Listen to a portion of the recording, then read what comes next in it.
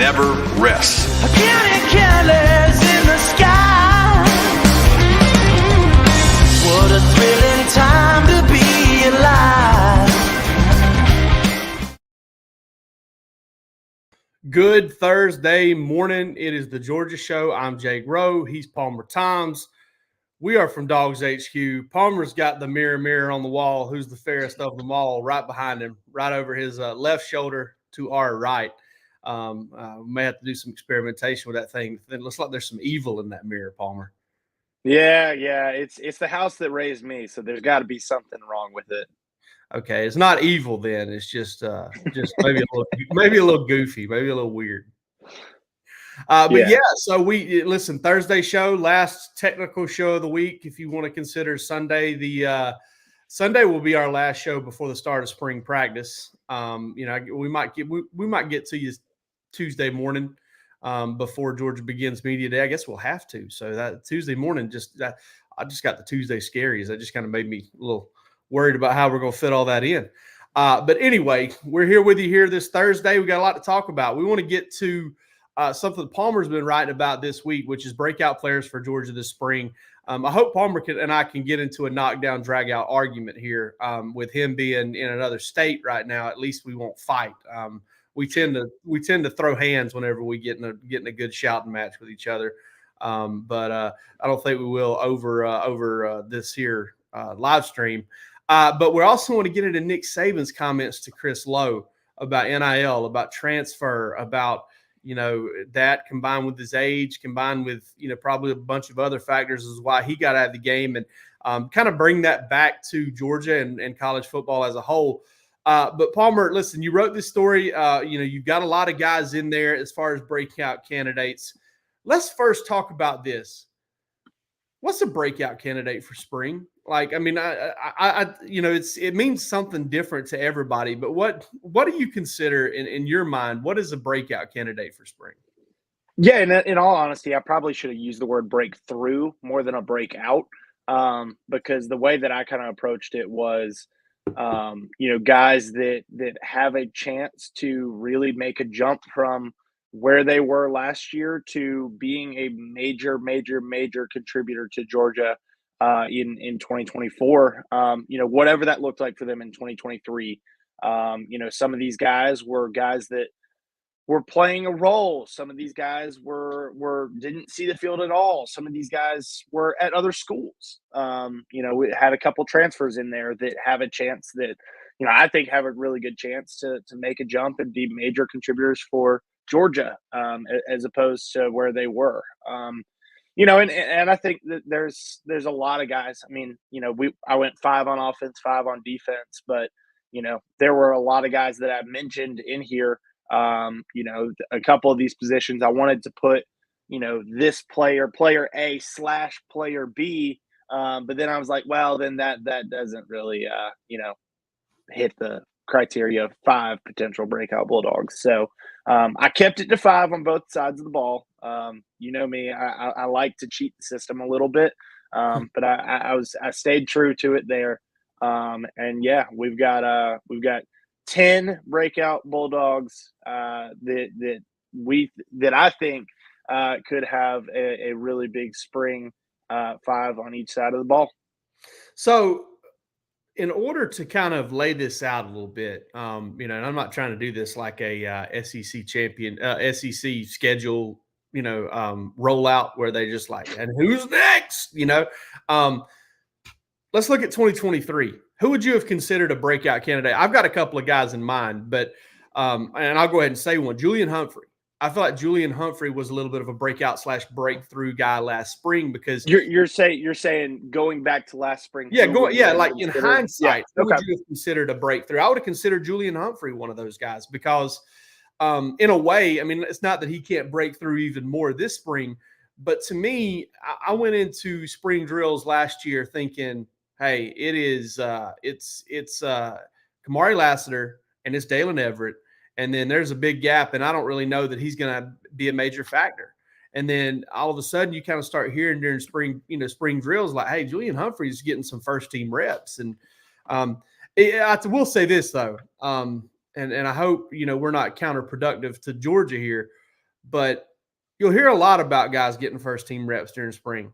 And that's because of the 15 days that follow spring, and that's the transfer portal. So I think that probably plays into it as well. But then Julian Humphrey came through and dang near won the starting job to start the season. Dalen Everett edged him out and held on to the starting job throughout the year. But just to kind of give folks a little bit of like, what does it look like? It's that. It's somebody that maybe, you start to hear some buzz about that you weren't really expecting to hear buzz about. Yeah, no, that's a really good point. And, I think that, Jake, you wrote about,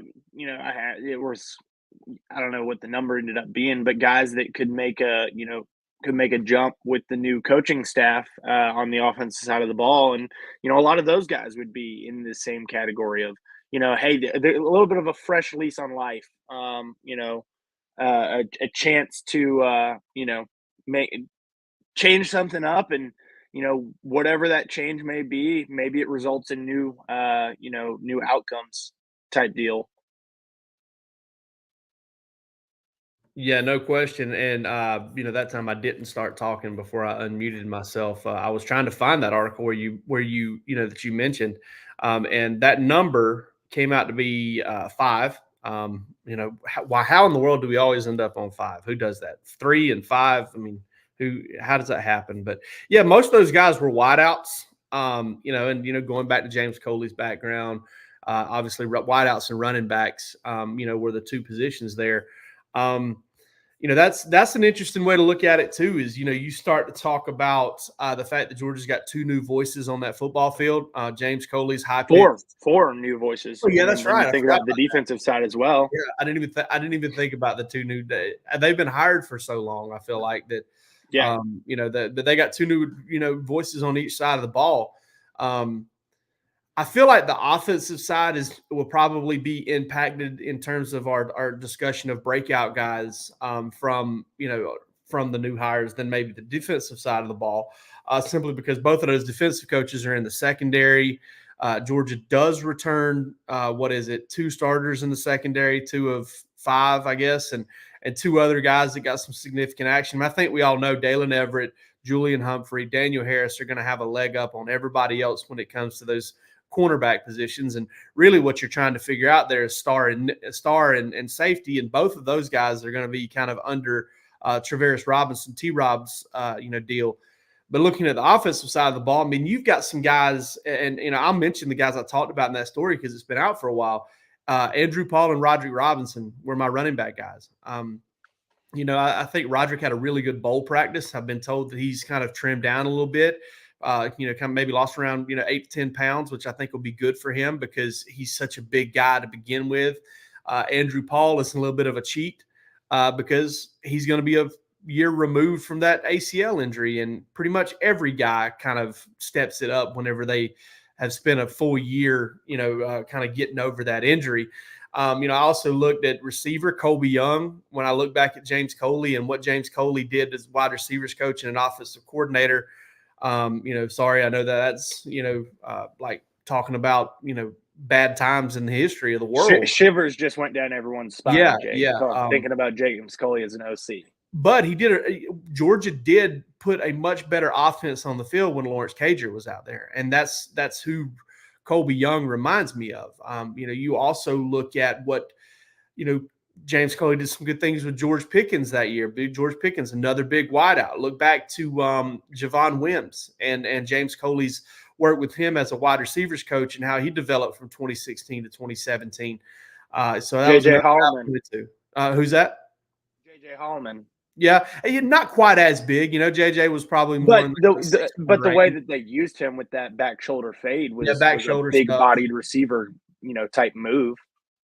Yeah, for sure. JJ, though, to me, man, and it's a really sad story. And I mean, I'm not going to get into what was deserved, what wasn't deserved, but I'm telling you, man, that was one of the more freakishly talented, and it was such bad luck. I mean, he was coming back for that 2019 season.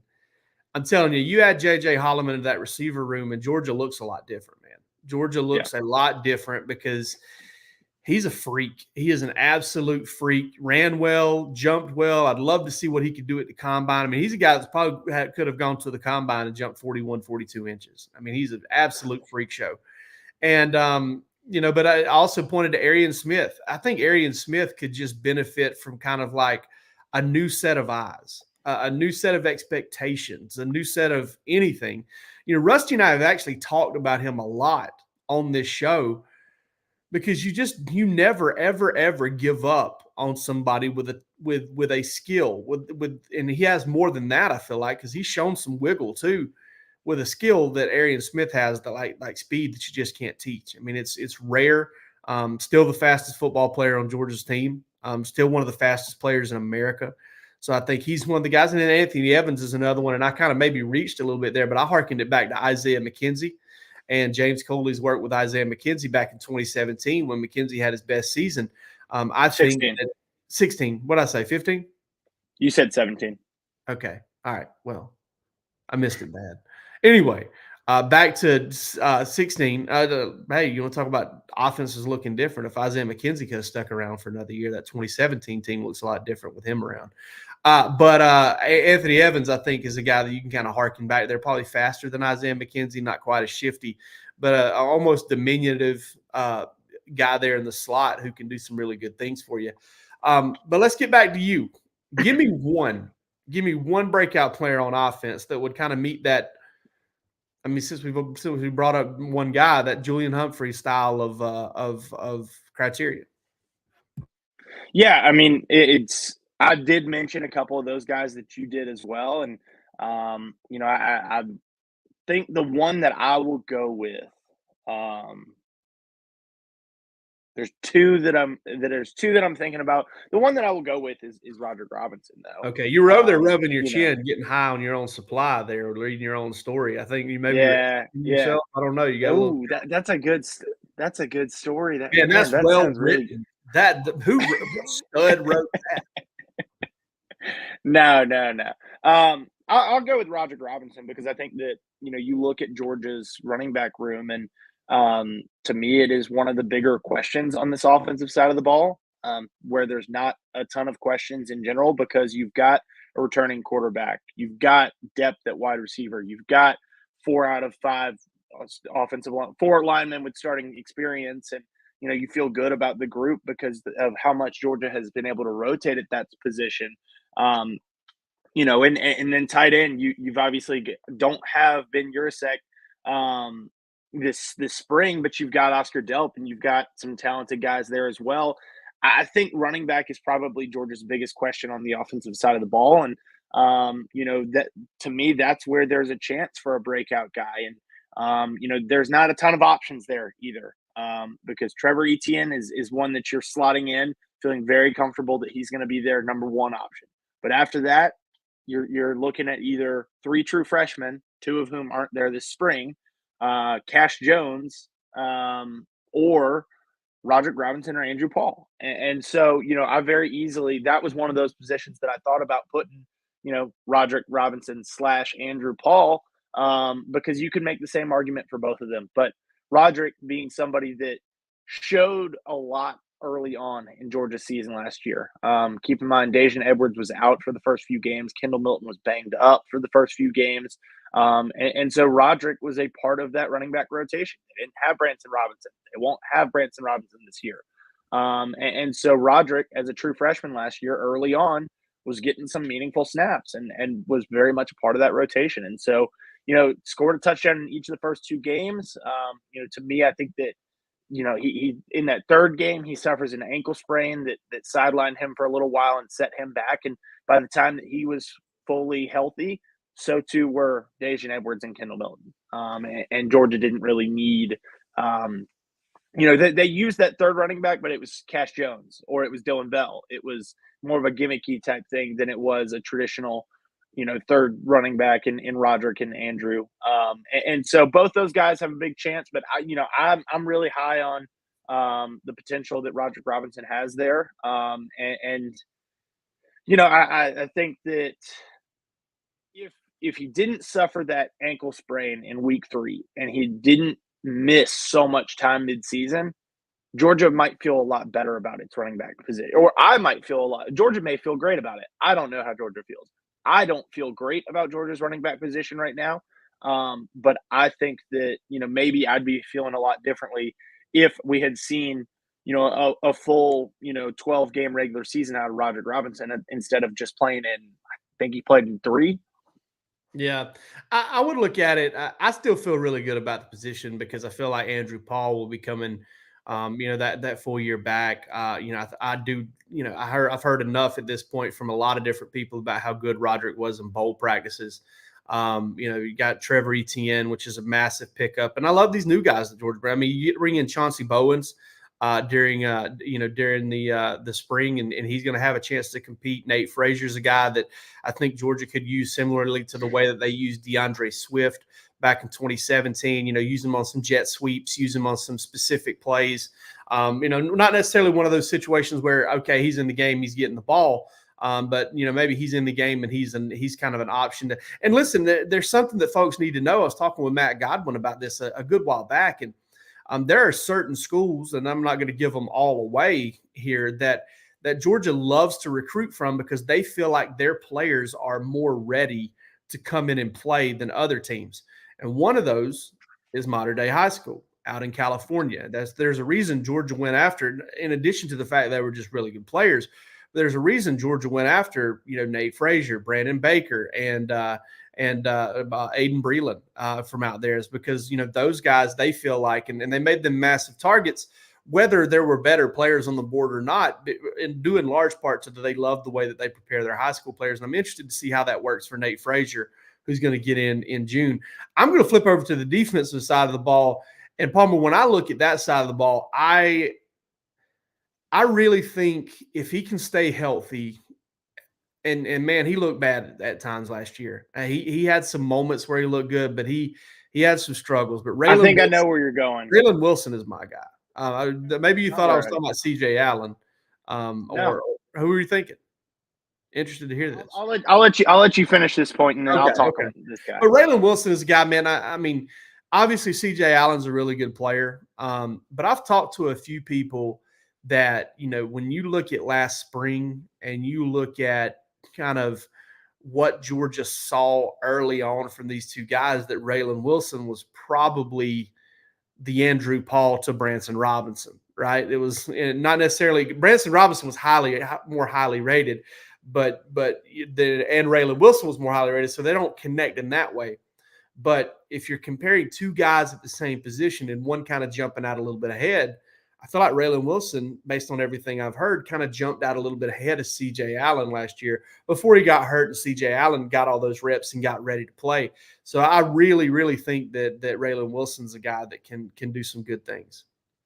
Yeah. So, and I did not include a linebacker, an inside linebacker, on this list, because I feel like those guys are such household names with the experience that they got late in the season. And very similar to what we were talking, and I guess, harkening back to your point about Julian Humphrey being a guy that we looked at, knowing that we felt pretty good about, hey, it was going to be Kamari Lassiter, and then it was going to be Dalen Everett or Julian Humphrey.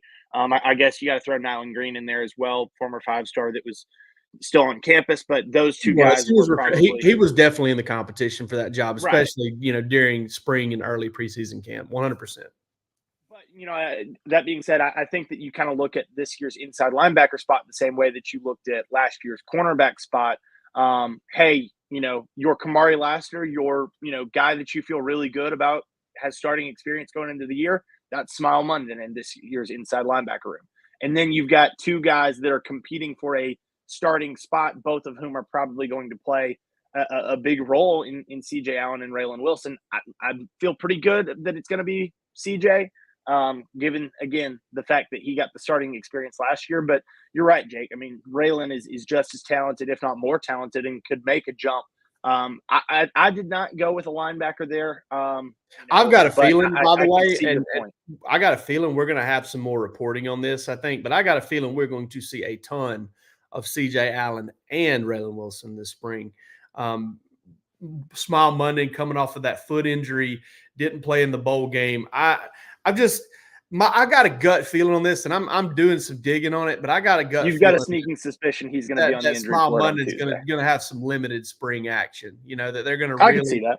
They're really going to work on getting those two guys that we talked about, just Troy Bowles, who I'm telling you, there are a lot of people up in that building that like that kid too. Okay, they like him a lot. Justin Williams, Chris Cole, and I put Chris Jones a little bit behind that rest of that group, but I think you've got a group of 5 guys there that if you kind of rest Smile Munden, who's played a lot of football, and you give him a chance to get completely healthy, you've got a lot more reps for those 5 guys to get ready to play. And man, I tell you what, the amount of special talent. Yeah, I mean, Smile Munden to me we just didn't get to see vintage Smile Munden. I mean, you look back at the end of the 2022 season, that was one of the best linebackers in the country. And he never was himself this past year, despite making some plays. But you get to C.J. Allen, Raylan Wilson, Justin Williams, Troy Bowles, Chris Cole. Where does Jalen Walker fit into that? Oh, yeah. I just all the way in it. He fits all the way in there. I mean, like there's a Jalen Walker size hole right in the middle of that whole thing because he's just as good as any of them. And I was really impressed with what we saw out of him playing a lot more inside linebacker in the Orange Bowl. Yeah. No, but I was going to go defensive line, and similar to running back on the offensive side of the ball, defensive line is where I've got my biggest question for Georgia. On defense is, who's going to make a jump there? And I see the comments here. A couple people mentioning Jamal Jarrett probably should have been somebody that I mentioned on this, but I went with 2 other second year players on that D line, and Jordan Hall and Gabe Harris. I mean, 2 guys that I think really have a chance. Jordan, to me, is somebody that the strides that he makes could be the difference between Georgia being very similar to what it was last year, still a really good team, but maybe that defensive line depth was something that held them back a little bit on that side of the ball, and being 2021, 2022 caliber defense. And with just, stars on that defensive line. To me, he has that Jalen Carter type, skill set. He's a former 5-star. The similarities there is that they're both from Florida. Jalen was from Jacksonville, right? Yeah. He was from Apopka. Jordan is from Jacksonville. Yeah. I thought you said Jordan's from Jacksonville. No, yeah, Jalen's from Apopka, Florida, right? Yeah. And so, I think that interior presence of a Jordan Hall is somebody, that if he takes strides that Georgia, and reaches his fullest potential this fall, he could be a scary dude on that interior defensive line. And you've got, Kristen Miller there, somebody that I considered but struggled to call him a breakout player because, he's in his 3rd year and he was, a major contributor for them last year. You've got Nazir Stackhouse. You've got Warren Brinson. But to me, Jordan Hall could be the difference maker on that defensive line. And then Gabe Harris, maybe not necessarily somebody that is going to be jumping into a starting spot. You've still got Ty Ingram Dawkins, but Ingram Dawkins struggled to stay healthy. And if you are making that move of Michael Williams to more of an outside linebacker role, which we've heard about, is then there's a need for somebody at that defensive end position. And Gabe is somebody that was on the field early in the SEC championship game last year. He was out there, and that took me by surprise. But the fact that they had him out there and they were making an impact getting after the quarterback said a lot about what they think of him. And, I know you guys have done some reporting that Gabe is looking good. And, I think that's somebody that, Georgia is going to need more than Tyrion Ingram Dawkins there. And Gabe Harris has a real chance to step into a breakout role this spring. Yeah, I'm going to have some more reporting on some defensive line rumblings here before the start of spring practice. I'm going to go ahead and tell folks, Rusty, myself, the entire staff, Palmer, Jake Roos, Jeremy Johnson, we're working on putting together kind of a massive insider piece on Monday, first thing Monday morning before the start of spring practice. And, kind of doubling, triple checking with some sources, sitting down with some folks and seeing some folks face to face to have some conversations about that. We're going to have some pretty intricate, pretty interesting stuff. I really do. I don't know if tease is the right word, but I'm kind of previewing that for you, that you're definitely going to want to read that over at DawgsHQ. You made a really good point. I mean, I thought Georgia's defensive line was good this past year, good to very good. It wasn't what it was the previous 2 years, without a doubt. The rushing numbers show that. Although, you will have people bending over backwards saying, oh, man, we need a defensive line like Michigan's, when Alabama, compared to what Alabama did to Georgia on the ground, it gashed Michigan on the ground. I mean, really – Michigan got the benefit of 2 bad snaps to help their numbers and still gave up 50 more yards rushing on about the same amount of carries than Georgia did.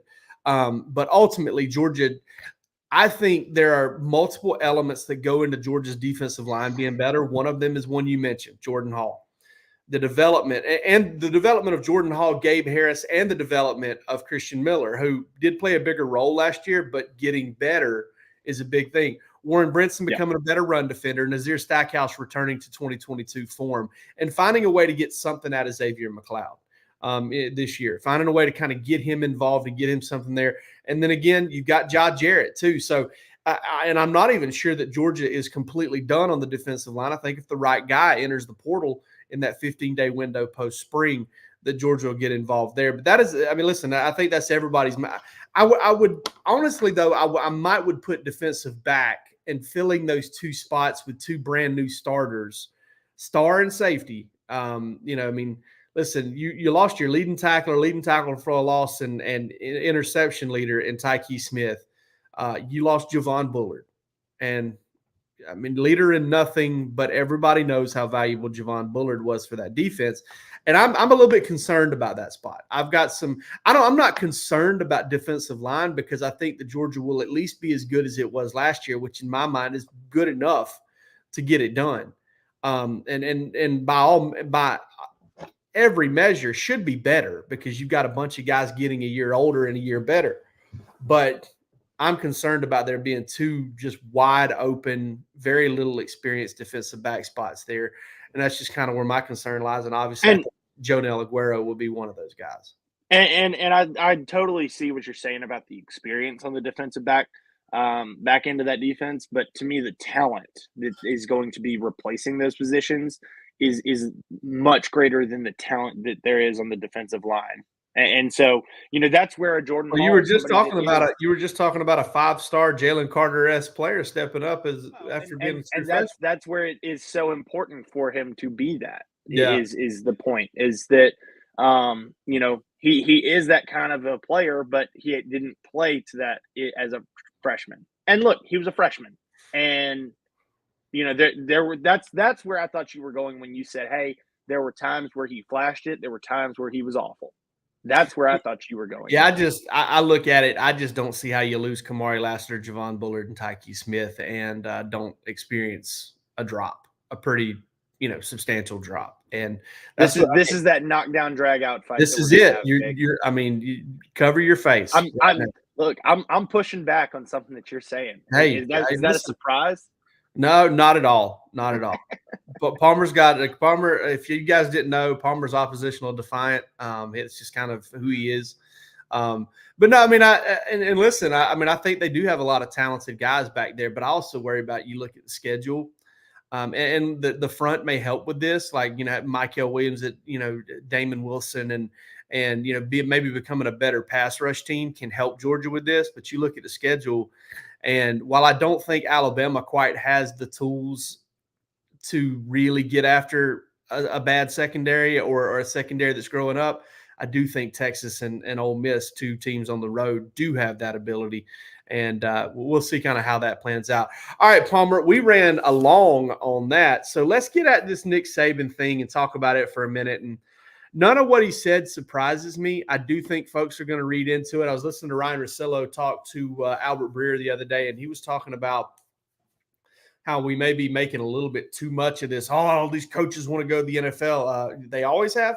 They've always made moves to the NFL when they got a chance. I distinctly remember Georgia's defensive coordinator in 2005, I believe it was, the offseason prior to 2005, Brian Van Gorder, became the linebackers coach, went from DC to linebackers coach in the NFL.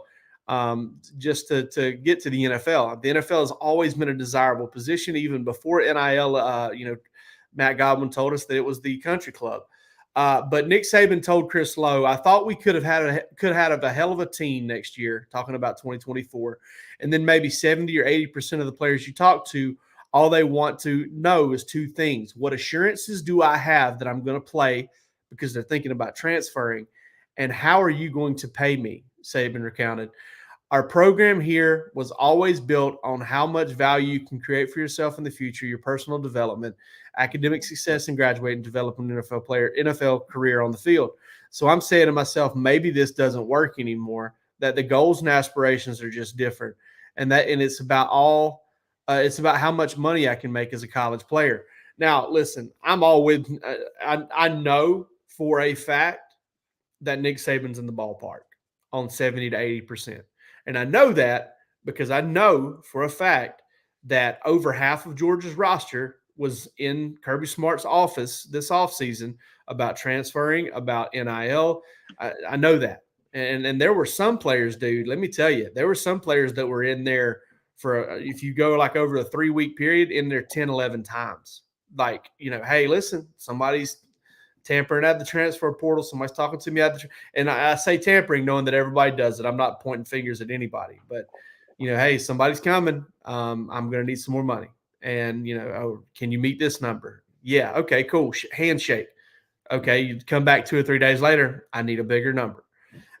On one hand, I get how that would be both infuriating and exhausting as a head coach. Like, I think about it. I spent some time just thinking about it, just kind of trying to wrap my head completely around it. And I said some bad words and kind of put myself in that position and said some bad words and told some guys that they needed to just, go pound sand. Not words that I would say on this particular show, more barky after dark words. At the same time, dude, I cannot blame these players one bit, because we're not talking, fellas, we're not talking $60,000, $70,000 a year. In some cases, I'm not saying this way at Georgia or even this way at Alabama, but at some players, in some cases, we're talking $50,000, $60,000 a month. And I'm telling you right now, if you give me $50,000, $60,000, $70,000 a month for 3 years, your boy's set up really well for the rest of his life, whether he's able to make big time money or not. That's just a hell of a start to your life and career as an 18, 19, 20-year-old. And if you can get it, I cannot say a word to you about going and getting it, because you're not stealing from anybody. You're not abusing anybody. You're not beating anybody. You're just holding some guys' feet to the fire who make a ton of money. And it's a weird dynamic here.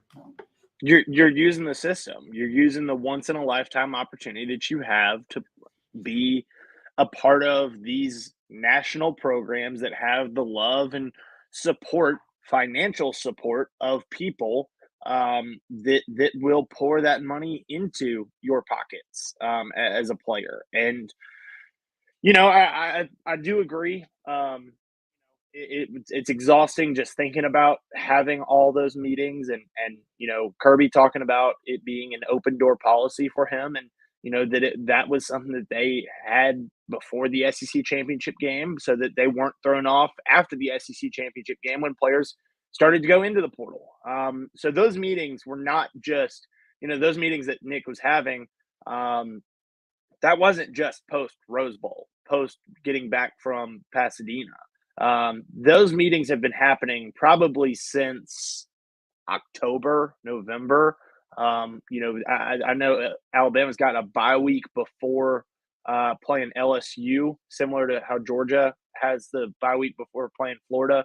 Both teams in both those games have byes before that. So I would imagine that bye week is probably a big evaluation period for these players to say, hey, where am I at? Am I being properly, am I being properly valued here? Or do, if they feel like they've got options elsewhere, that's where those thoughts probably start creeping in. And so, I totally understand the exhausting aspect of it. But and you're right. I mean, there really are both sides of this, and it's easy to understand both sides. Until what is the answer to creating a less exhausting system? I don't know that there is one. I mean, you could go with a salary There's an cap. answer. There's an answer. The answer is, making the players employees and locking them into multi-year contracts, and still giving them an opportunity and with for that, NIL. probably a salary cap. There was a plan a salary cap or a set amount that players make. Whether let's say you have 50 teams in one league, all of those 50 teams are playing that league, or you funnel the money to that league and you let the league pay all those 50 players that same amount or whatever. It doesn't matter. Either way, you've got a certain amount. You've got the leagues that compete for championships together. I'm not saying that Georgia still can't play Toledo if it wanted to and then be in different leagues. That's fine. If you're trying to fill out a schedule, do pay for games, all that stuff. But what I'm looking at is I'm like, all right, well, you're going to, if Georgia's going to compete with Michigan or Ohio State or Florida State for a title, then those players on those rosters probably need to be making the same thing. Because otherwise, but what is then going to happen? They're going to go right back to under the table payments. No doubt in my mind. They were making the same thing. Zero. Yeah. Now they're not making the same thing. And when they were making the same thing zero legally, they were getting those under the table payments. Exactly. So the under the table payments haven't stopped. I mean, let's be honest. I mean, they haven't stopped. I mean, guys are getting money to sign. Nothing was ever going to stop that. Nothing was ever in the hell. Honestly, I don't know if there's a stop been put to that in the NFL. Can't figure out one way. Yeah, I was thinking about that. I mean, do we think that's? I mean, obviously we hear about it in college, but do we think that that's a thing in the NFL as well? The only reason it wouldn't be because it's so easy to just push around cash and stuff like that. There's a couple reasons. One, in the NFL, you don't have boosters. All right, you just have kind of an owner. And two, these guys are already rich. So is $100,000 going to sway your opinion? $500,000, $1 million, whatever. So these guys are already getting super rich. Anyway. Plus the salary caps, are so flexible and they change. And I'm just talking about paying a guy outside of the cap, and stuff like that. Right, but what I'm saying, I think there was an instance or two, years back where that was done, and a team lost some draft picks or something like that. Somebody can kind of correct me in the comments. But listen, I've got a little bit of a plan here. It's a very rough draft of a plan, and it's basically you pull together what money you've got. All right. And you get these guys into multi-year contracts, whether it's a 2-year contract or a 3-year I would say a 3-year contract. And if you transfer during that 3-year contract, you either play without pay for a year and you could transfer right away, or you sit a year and you continue to get paid. Okay. And then from there, you make a certain amount as a freshman, you make more as a sophomore, you make more as a junior, you make more as a senior. You capped off at a senior, whether you're a 5th-year senior or not. But those classes are determined by credit hours at the university. So if you're 30 hours in, you're a freshman. If you're 24 hours in going into your football, going into the second year of your football career, I'm sorry, dude, you're not getting paid. You're not getting your raise. So get your 30 hours and get your raise. Then and that's how you keep it still college athletics. That's how you still keep the student athlete aspect to it. I can see that. Then you give them bonuses for playoff, bowl game, league championships, maybe the SEC championship. Academic success. Yeah, academic success. Yeah, I mean, like it's tough you end up with so many bonuses in there. You got so many players, which makes me think maybe they cut the rosters down to, cut the scholarship numbers down to 65 or 70 or something in that area. But you give bonuses out to what you can, what's reasonable and what's affordable. And then you give bonuses out for graduation. You graduate in 5 years. If you graduate in 5 years, you get a bonus. You graduate in 4 years, you get a bigger bonus. You graduate in 3 years, you get an even bigger bonus, and you get the benefit of maybe transferring out without penalty at all, sitting or not playing, not getting paid for that certain amount of time. And then ultimately, like you said, recruiting them becomes a $100 handshake business again, which is fine. We did fine with that for a very, very long time. We're still doing fine with it, because it's still happening. So, the fact that that may become a factor in the future shouldn't deter anybody. Now, in these contracts, Commissioner Jake, would you be having buyouts, but from both the player side and the team side? I mean, No because buyouts. Kirby talked about a contract type model. I can. That was during a radio interview at some point this offseason. Let me inject here real quick. I've got one more point on this that I forgot to bring up. The collectives go away. All right, the collectives go away. They get rebranded as they get to come under the umbrella of the university, and they become in-house agencies. Right? They become in-house agents that deal with players. Players can opt in or they can opt out. The benefit there becomes you can hire your own agent if you want to, but if you join our collective at the university, there is a 1%. There's a 1%. They take a 1% of the earnings, or they take, and this is NIL earnings. They get 1%, or they get nothing, right? Like you bring the collectives in house, and the benefit is players are not paying don't have to pay an agency to represent them. They can have the in-house, what used to be the collective, which is now the agency, represent them for nothing, half of what the standard agent take is, 1%. It doesn't matter. But that becomes kind of the way that they earn their NIL cash on top of what they're already making. And listen, I mean, I think if you could get players up into the six figures maybe for this, which I think they deserve, but revenue sharing and all of that stuff, get them up into six figures with that, let them get their opportunities. These guys can make really serious money at the college level and have a chance to get their lives off to a pretty strong start. Commissioner Jake. I've got it all figured out. I don't know what to mic drop. Now the problem is you got to figure out a way to. There's a mechanism here that has to be created to kind of get around some federal law and to get around the idea that, man, and I'm not saying this in any sort of way. I'm a girl dad. I'm a girl dad, and I'm a fool about my wife. She's my best friend in the world. But right now, you've got the WNBA. You've got people that will complain that the WNBA doesn't make as much as the NBA. When the reason is obvious. It's not that they're better people or they're better at what they do relative to their sport. It's the interest in the sport and the revenue that the sport generates. And not every young lady or even young man in the country that plays a non-revenue sport is going to get down with the idea that, hey, I'm not getting paid because my sport doesn't generate money. You know what I mean? That's just they're just not going to accept that. We know that for a fact. Women's soccer team, WNBA, and I'm not just heaping it all on women. I'm saying that every single person that is in a non-revenue sport is going to ultimately end up saying, well, where's my money at? I'm a student athlete at Georgia. I should be getting paid. Like it's going to go across. I'm not saying every player is, but there are going to be some, and they're going to cause problems, and they're going to tie some things up in litigation for these schools that's ultimately going to cost them even more money. Well, and that's where the football programs are ultimately break off into their own little, LLCs or whatever they want to be, and have a partnership, a deal with, let's say that they're the Bulldog Football Club or whatever, and then they have a partnership with the University of Georgia that in order to be a member of the Bulldog Football Club, you have to be a student at the University of Georgia.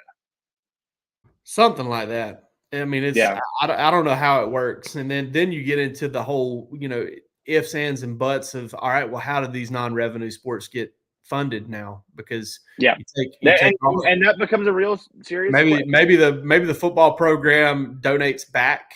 And maybe that's where it becomes the football club, in order to, have a licensing agreement with the University of Georgia, has to pay a certain amount that thus, goes and funds those non-revenues. Yeah, it's a lot to untangle, and that's how you. And while I joked about separated, right, and I joked about it being simple a minute ago, it's definitely not. I understand these guys I've got my own opinions about all these administrators and decision makers. I'm not a big fan of all of them. I'll go ahead and say that I do understand that they have a very tough job. And to one thing I will say to every single person out there, every single cynic out there, man, they're just doing this to get rich. Who's doing this to get rich? Who is getting rich off of this? Give me one individual that's getting rich. Other than the players. I mean, the players are making more. The players have seen their earnings go up exponentially compared to anybody else in terms of this whole NIL thing and how this would all go down. Like there isn't one. I can't think of one individual. I mean, I know coaches' salaries have ballooned. That is what it is. Coaches' salaries have always they were ballooning before NIL though. Totally, 100%. So what I'm trying to get at here is, you think Greg Sankey's getting a cut? No, Greg Sankey gets paid a salary. Okay, he gets paid a salary. He doesn't get a big bonus on the TV deal that he strikes or anything like that. Like that's not the way this works. Nobody's out there funneling money off of this whole thing and getting rich. Now, now are they lining the pockets and gaining power and all that stuff? Sure, but that's just that whole. Everybody's just worried about getting rich. Well, no individuals are getting rich off of this. Programs are, and they're hoarding money. And they're building up their universities, and they're having these board meetings and getting big pats on the back for the bottom line and everything like that. That I'm not lying. I mean, that is what it is. But this isn't a situation where somebody's making off like Bernie Madoff here. Okay, that's not happening. Yep. All right, we've taken enough of your time today. Palmer and I was worried if Palmer and I were going to get 20 minutes out of this, and here we are approaching 50. So let's wrap this thing up. We'll be back with you on Sunday to talk a little bit more about spring practice, and we're going to find a way. We're going to find a way to get back to you on Tuesday morning before Georgia holds media day. Jake, what if the two of us were together Tuesday morning before we get together on Tuesday in person? The Kirby's press conference is likely to start at noon. I don't want to see you any sooner than 11:55. That's about as much as I'm going to be able to handle. That's fair. Yeah. So and then you're probably and I'm sure the feeling out is of there at 12:35. I may walk out right when Kirby's done, not stick around for players. I have been known to do that and go on up to the Foley Field press box where we do our media work and get an early start on lunch. I look like the kind of guy that gets an early start on lunch. But we'll be back with you, and we'll be talking about spring practice for the next two shows. So join us. We appreciate you. We love you. Y'all have a great weekend.